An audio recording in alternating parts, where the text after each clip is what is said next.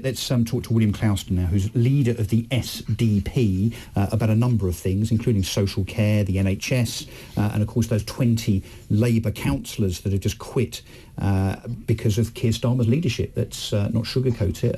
They are miffed with Keir Starmer already, just 6 months into his hapless government.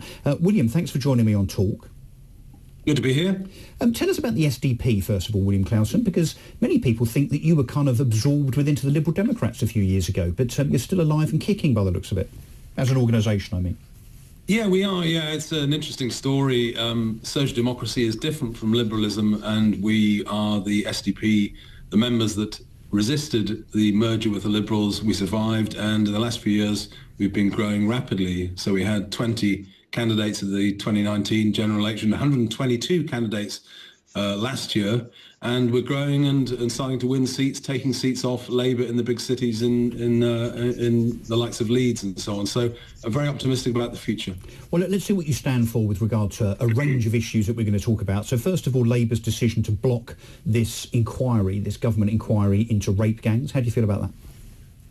Well, it's a disgrace. People have reservations about Musk getting involved in this, but frankly, anything that can bring this atrocity to public attention would be welcome, given that the establishment, the political parties, the major political parties, and many of the authorities have just mishandled this and pretended it's not happening. It's a disgrace.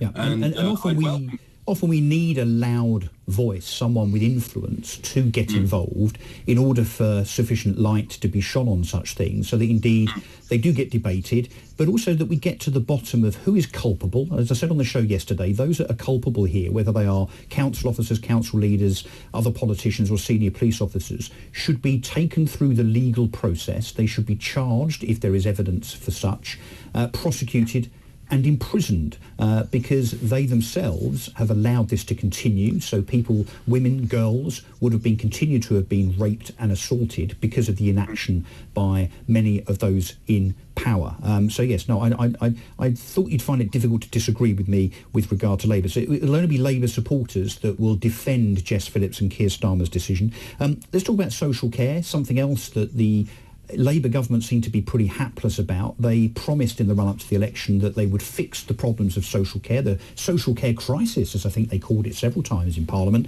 but have now decided that it's not worth fixing until 2028. I think this is one of the most depressing announcements I've heard from this Labour government. It fills me with horror. It's about 14 years since Andrew Dilnot gave his report on social care, and nothing has been done by these useless establishment parties. The Tories and the Lib Dem coalition did nothing about it. The Labour Party have an opportunity, Russell.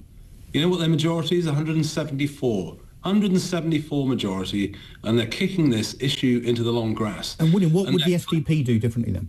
We would create a national care service. We know what the problems are. I mean, for Streeting and others to say, well, we should ask Baroness Casey to find out what the issue is. We know what the issue is. The issue is a patchy service. The service is basically stuck between NHS care for the very ill and local authorities picking up the tab in their areas, but the service that local authorities offer is very, very patchy. There is no national training plan. There is no solution to the funding crisis where people have to sell their homes and so on. We propose, the SDP proposes quite sensibly, a national care service to get a grip of this.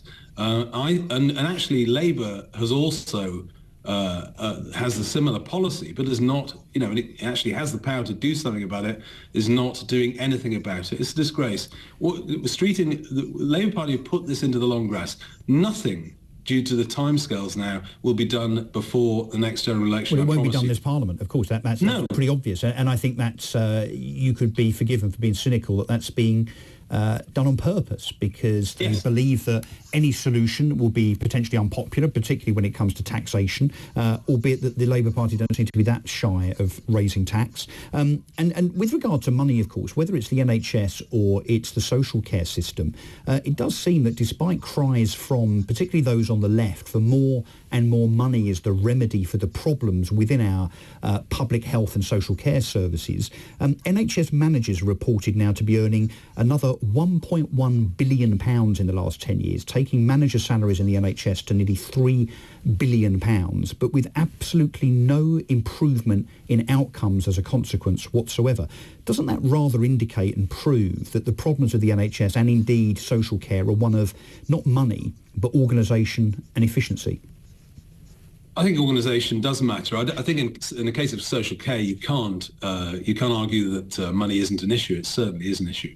On the question of NHS managers, it is true, as you say, Russell, the total salary bill has gone up 70% in 10 years, and it's not clear to me or anyone else that the NHS is better managed as a result. Well, it's clear to me that it isn't. I mean, when it comes to those things that have been targeted for those managers, I mean, although they're soft targets, there'll be no implication, there'll be no consequence for those managers for failing to hit those targets, whether it's cancer diagnosis and outcomes, whether it's waiting lists and so on. It seems that those managers have just taken the money and stuck two fingers up to outcomes. Yeah, I mean, it's highly contested, this area. The salary bill's gone up and the number of NHS managers has gone up. The data on NHS productivity shows that it's fallen, so it's not working. I think actually it's not. I think there is a cultural issue here. I think some experts, Darzi said that the NHS is not overmanaged. The NHS Foundation claim that it's not overmanaged. But I think there is a cultural problem, Russell. I think right the way to local authorities and government in general, you've got a problem with direct decision-making. I think you have people who are inclined to pass the buck and not make a decision. If you go back to the 1950s, most hospitals were controlled by the almoner or a single manager who would make executive decisions directly about a whole range of things, and that was highly efficient. Now, before they can make a decision, they're inclined to say, well, let's get a consultant in to tell us what to do. So I think a lot of the problem, Russell, is actually not so much money, but culture, the culture of the management itself. Yeah, well, and the lack of accountability, and get this as well. The figures within that £1.1 billion additional spend that relate to what are termed managers and senior managers. They are people with a salary in management terms of between £77,000 and £90,000. Now, putting aside the fact that I'm sure within those managers, that increase in number of managers in the NHS, there'll be the obligatory diversity and inclusion officers, those that run around with clipboards making sure that everything's nice and equal, inverted commas. But that's an astonishing amount of money for managers to be earning without any accountability in terms of the outcomes, the so-called successes that they are tasked with managing and overseeing. £77,400 up to £90,000 as an NHS manager. Talk about rewarding failure. Yeah, I'm going to take your point entirely on the diversity, inclusion, equity posts. The SDP has a policy on that. Scrap the lot. They are divisive, they're not useful, and it's not just the cost of the post, Russell. It's not just the cost of the post itself. It's the cost that those people impose on the rest of the organisation, which is running around trying to do their work, basically, and getting on with a core function. So I totally agree with you on that. Yeah. You'll never get to a situation where, you can't rationally argue that something as big as the NHS shouldn't be managed. It needs to be managed, but I think the cultural problem is the biggest one. We have people in the SDP policy team who have worked at a very senior level in the NHS, and they'll vouch that. They say basically... Wes Streeting also has said that those hospitals that do not perform, despite the increase in funding, will be called out. What I would suggest to Mr. Streeting is that the individuals should be called out, not just the hospitals, but the clipboard carriers, the managers, and indeed the NHS Trust chief executives. They are the one that should have the finger of blame poked at them, because they're the ones that are clearly failing. Can we talk about Sweden for a second, William? You may have heard the earlier segment where we were talking about Sweden's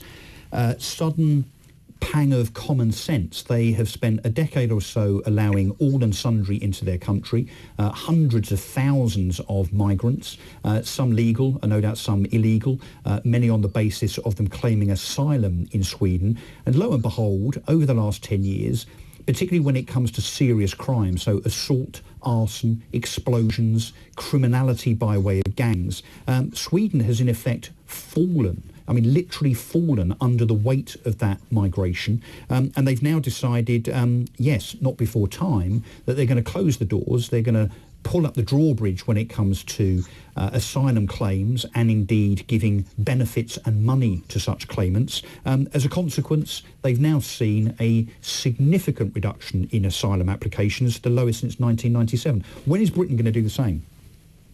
Well, it should do it immediately. I mean, what's happened? Sweden wanted to be some sort of humanitarian superpower and engaged in this reckless experiment. It's been going on 30 years, but in 2016 it was supercharged.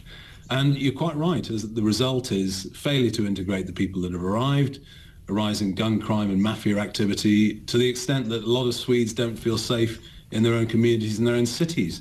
So it's collapsed. So can we join the dots, William? I mean, can we say safely on the record now that there is absolutely a link between migration into European countries from other cultures and countries and crime? Of course, because that's what the data says. And the states that have the data collectible and publishable, it always demonstrates that. Certain groups are vastly overrepresented in the crime stats for not just robberies, but for violent crime and rapes and other things. And the data's in there. Some states, France in particular, the UK is not very good at publishing data on this. Well, we don't. I mean, Rupert Lowe from Reform has insisted that the government does so, and he's been resisted. Do you support him in his endeavours to have crime filtered by way of the data that's published by nationality? I want the data published, and I applaud Rupert Lowe. I think he's done an excellent job since coming to Parliament. He's done a better job than the entire Tory party has in opposing the government. No, I think you can't, rationally, Russell, you can't have evidence-based policy if you don't have the evidence. And I want the evidence there, and I want it published. But Sweden, get back to Sweden's case. This has been a reckless experiment. It's failed. And basically, the worm is turning. The optimistic thing is that states that want to tackle it and reverse this experiment can do so. And I applaud the Swedes on doing it. I think it's long overdue. All of the reports that are published now, it's not just the crime and the other failures to integrate. The cost to the public purse, Russell, of some of these immigrant groups is colossal. There was a report published a couple of years ago by Jan van der Beek at the University of Amsterdam, and they estimated that some asylum migrant groups are costing the states they go to per person over €500,000. Yeah, so over the lifetime of that person. Over the lifetime of that person in that state. And, most of these European states, Russell, are running public sector deficits. We can't afford this. We can't afford to borrow to do this. But we have to have a realisation then, particularly in this country, as Sweden has just had the revelation that not all immigration is good and positive. William, we've got to leave it there, I'm afraid. William Clouston, leader of the SDP, thank you very much indeed for joining me.